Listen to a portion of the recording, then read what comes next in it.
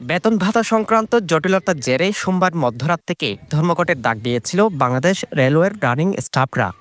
এই ধর্মঘটের ফলে সারা দেশের নিয়ে কক্সবাজারও রেল যোগাযোগ বিচ্ছিন্ন হয়ে পড়ে।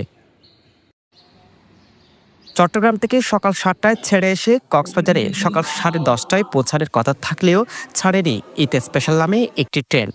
এতে সবচেয়ে বেশি ভোগান্তির শিকার হয়েছেন পর্যটকরা। স্টেশনে এসে ক্লান্তি আর হতাশায় ফিরতে হচ্ছে সকলের। বাসা হচ্ছে নোয়াখালীতে, আমরা যাবো হচ্ছে যে এখন চট্টগ্রাম। টিকিট আছে, ট্রেন নাই।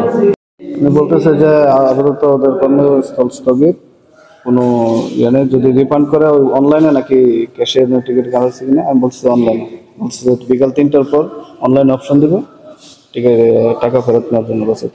ট্রেন চলাচল বন্ধ থাকায় বিপাকে পড়া অনেক পর্যটক বলছেন তারা পরিকল্পিত ট্যুরে বের হয়েছেন, কিন্তু এখন সময় মতো গন্তব্যে পৌঁছাতে পারছেন না তারা। আমরা এই যে কক্সবাজার ঘুরতে আসছি, আমরা যাব ঢাকায়, ঠিক আছে।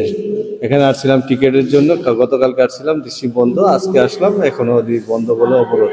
হ্যাঁ, অসুবিধা তো হচ্ছে, কারণ আমরা টিকিট পাচ্ছি না, তো অসুবিধা হচ্ছে না, কারণ এই রেলওয়েতে বন্ধতে তো আমাদের অনেক সমস্যা হচ্ছে।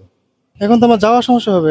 আমার তো আগামীকালকে বিজয়ের ট্রেন আছে চট্টগ্রাম থেকে ময়মনসিংহ, সেটাও তো মিস করবো হয়তো। এ নিয়ে যাত্রীদের ভোগান্তির কথা স্বীকার করেন কক্সবাজার রেলওয়ে স্টেশনের মাস্টার মোহাম্মদ গুলাম রাব্বানী। তবে পরিস্থিতি দ্রুত স্বাভাবিক করার চেষ্টা করছেন বলে জানান তিনি। এছাড়া রিফান্ড করা হচ্ছে টিকিটের টাকাও। হ্যাঁ, ট্রেন চলাচল বন্ধের পরে স্বাভাবিক বিষয়, যাত্রীদের ভোগান্তি বাড়বে। যাত্রীরা যেতে পারবে না গন্তব্যে, যেহেতু যাত্রীরা টিকিট কাটছে 10 দিন আগেই। যাত্রীরা যদি না যেতে পারে সেক্ষেত্রে তাদের ভোগান্তি তো হবে। হ্যাঁ, আজকে 6:30টায় একটি ট্রেন, স্পেশাল ট্রেন যাওয়ার কথা, আর একটি ট্রেন রাত 8টায় পর্যটক এক্সপ্রেস। এই দুইটি ট্রেন যাওয়ার কথা রয়েছে।